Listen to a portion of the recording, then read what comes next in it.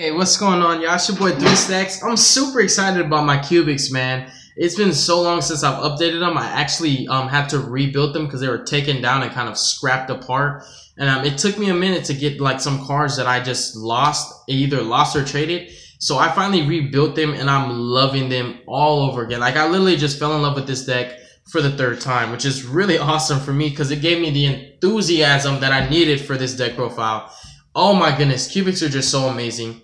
It's just one of those decks that just really can catch people off guard. It's kind of like a sleeper deck in my opinion. But without further ado, I'm going to showcase to you my main deck and the card choices that I make that are a little different. Every single cubic deck has the potential to be completely different from any other original list you've seen because there's a lot of different ways you could play the deck. What I wanted to do is focus a bit more on the pure aspect of the deck. So we're going to explain that as we get to the card choices. So we play 3 copies of Crimson Nova, the Dark Cubic Lord. If you do not know what this monster does, basically you reveal 3 cubic cards to special summon him from your hand. And he is unaffected by the activated effects of monsters whose original attack is 3,000 or less. When he attacks and destroys a monster by battle, he can attack again. And during your end phase, you burn yourself and your opponent, both of us, for 3,000 damage. So this card is like a very, very disgusting and mean card. He typically just wins games all by himself. With the playstyle of this deck, if you go second and open with him and Cubic Wave, you've just won the duel right off the bat because you can attack for 6,000 on a monster. If that monster lives or not, he can attack again and he still can burn you for 3,000. He also is one of the very few cards who can actually tie the game.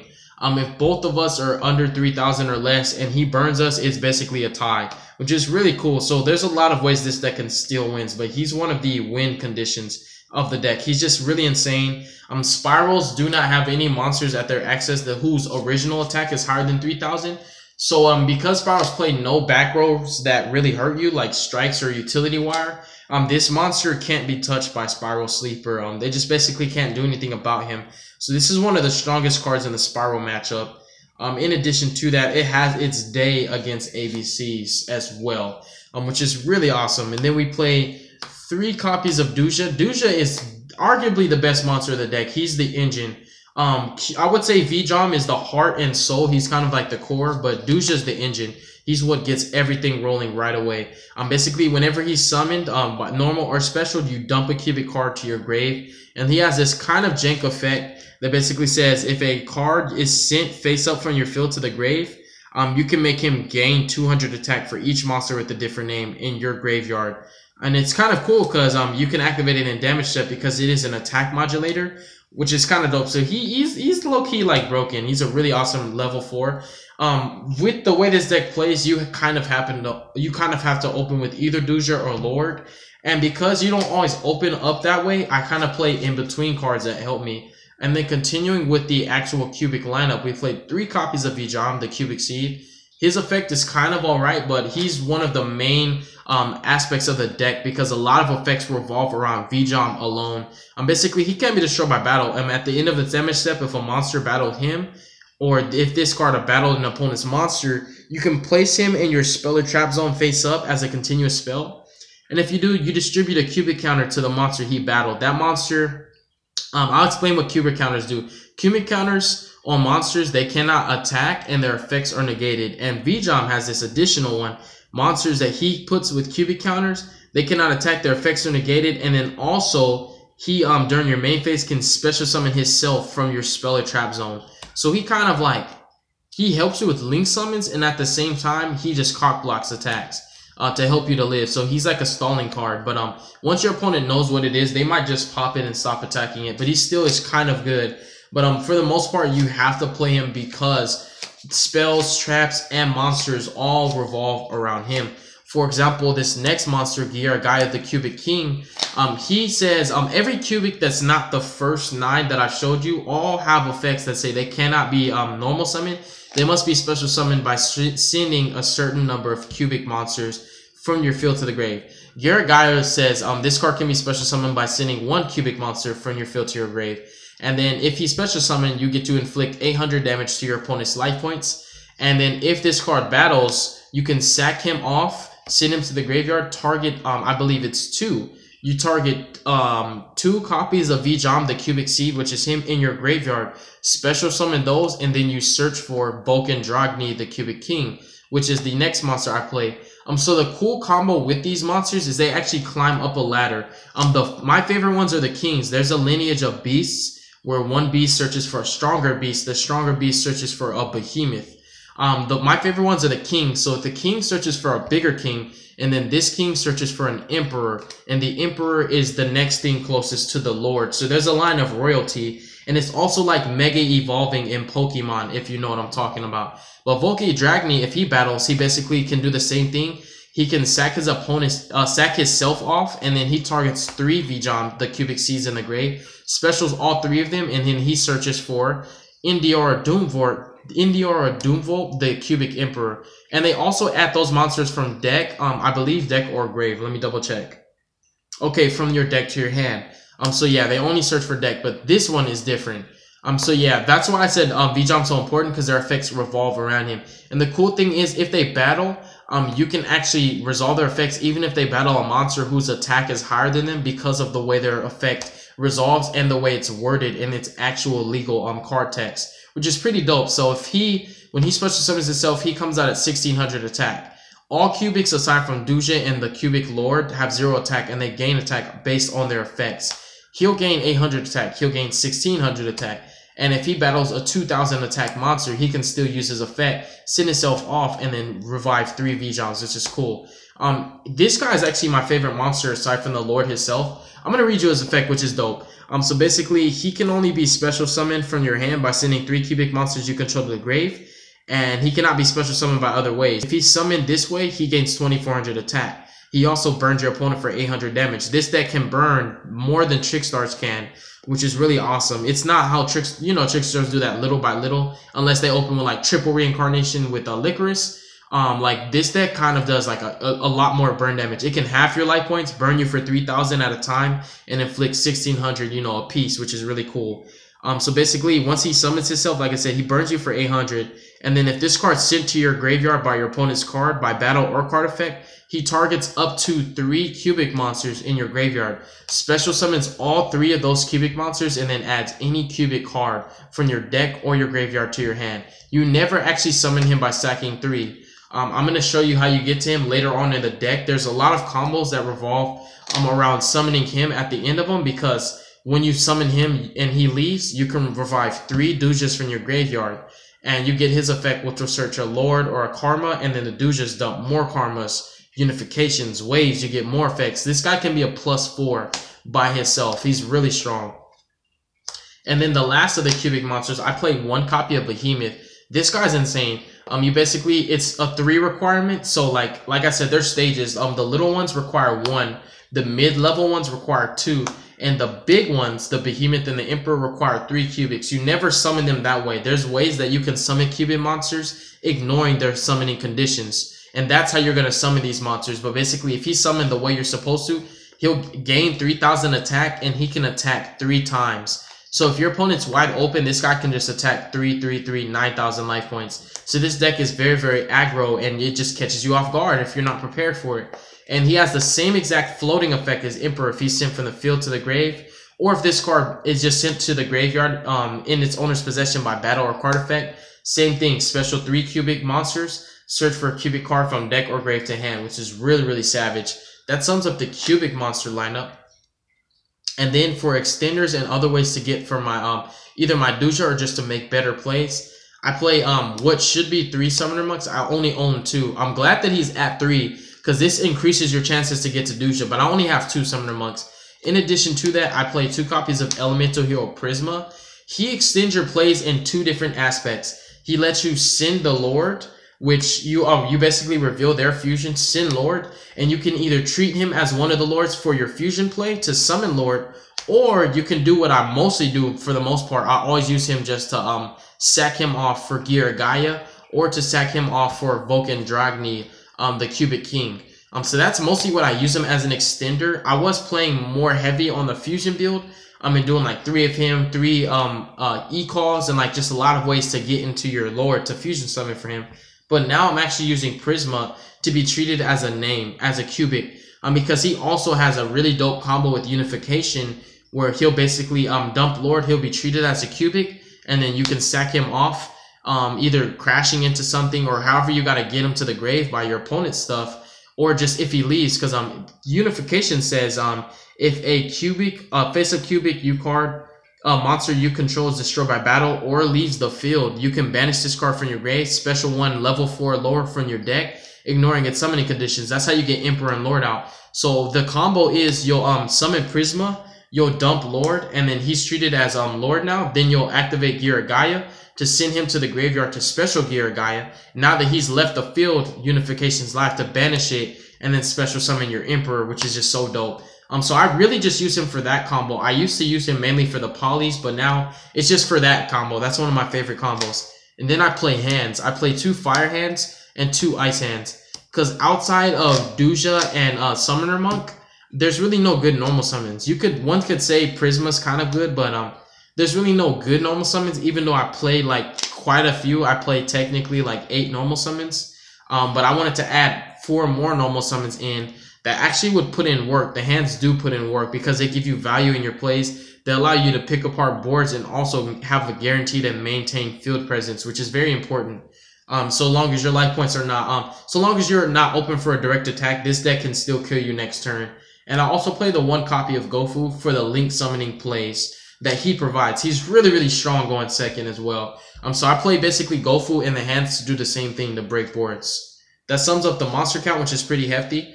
I do want to give you a spoiler alert as I'm going into these spells. I can't find my polymerizations, so I kind of just needed to proxy them. But anyways, spells, we're playing 3 copies of Foolish Burial Goods. This is one of the best spells. It actually is the best spell in this deck. The cubic spells and traps all have effects in grave where you can banish them to do something else. So Foolish Burial Goods makes them live faster. It's just like another Duja. And if you open with this, you have Duja. I'll explain it as we get right here. Cubic Karma is a really, really amazing spell.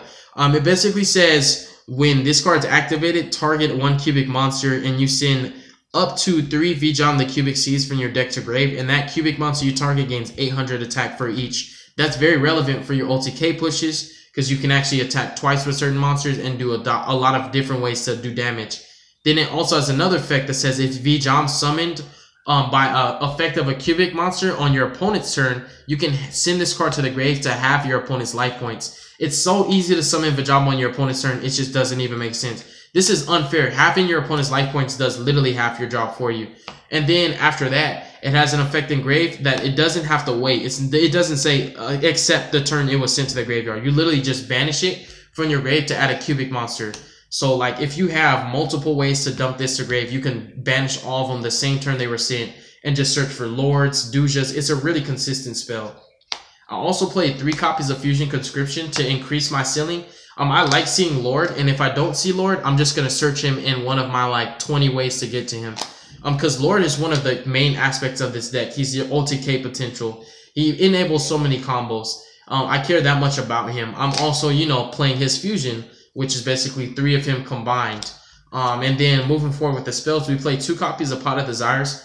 Basically, all these spells that I'm showcasing right now are your consistency, crucial combo starters, or even just play starters in general. And Desires helps out a lot because this deck has like 0 draw power. It has no effects to let you draw. So Desires was like a card that I thought it just really needed. I also played 3 copies of Cubic Wave. Cubic Wave is one of the best spells in this deck. It targets a cubic you control and then a monster your opponent controls. It halves your opponent's monster and your monster becomes double. So basically you could just target Lord. He'll become 6,000 attack. A monster gets half, he attacks twice. In phase you die for 3,000 burn, which is stupid.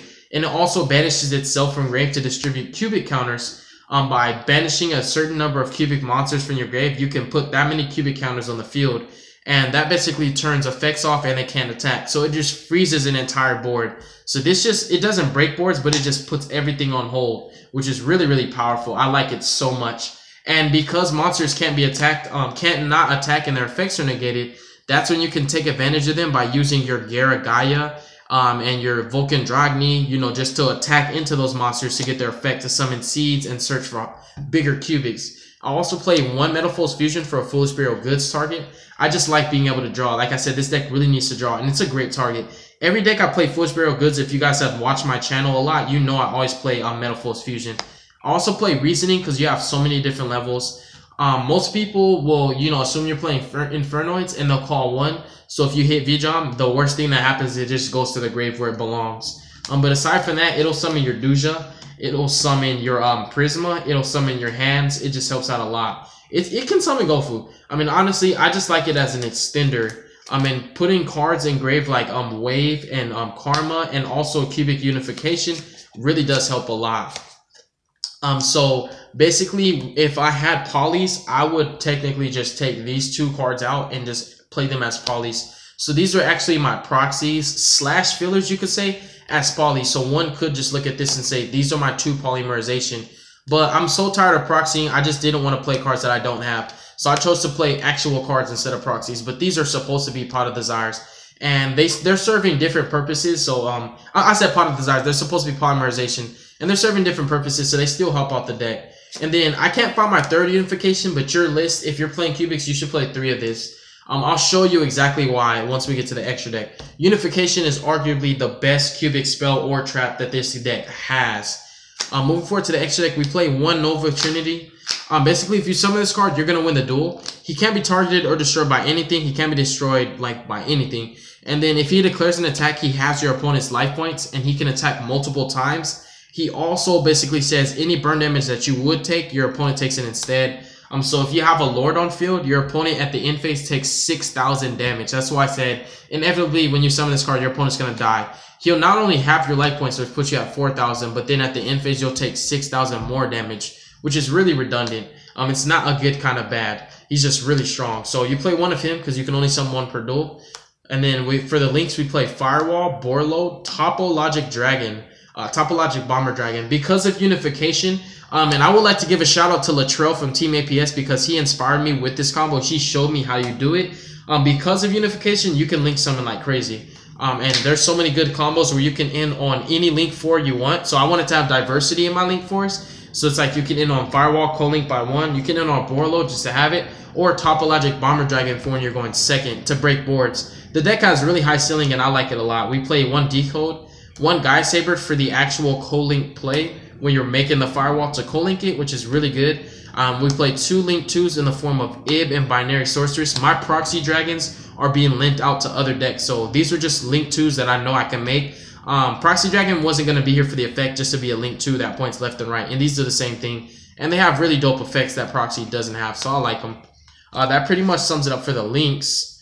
Which you play a lot of because this deck link summons more than anything. And then the rank 10 that I play is Super Dora because your Crimson Nova Lord is actually a level 10. If you happen to summon 2 of them and you want to, for example, not burn yourself for 3,000, if you don't have enough life points, you could just overlay him for him.